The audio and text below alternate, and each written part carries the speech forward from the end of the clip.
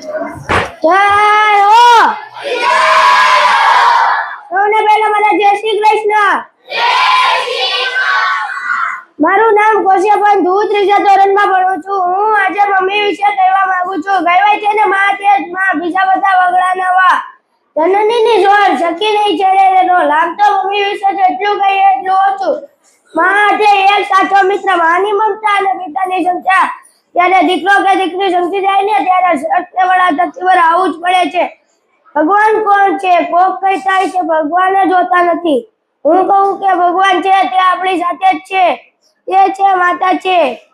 માં છે સાહેબ, માં છે તો જ આપણા ધરતી પર છે। માં ન તો આપણા ધરતી પર હોત। સાચી વાત તો ખોટી વાત?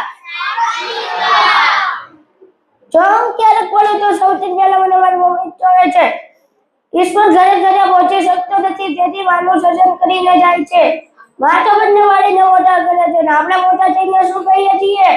તે મારી પાસે શું કર્યું કહીએ છીએ કે હા કે ના?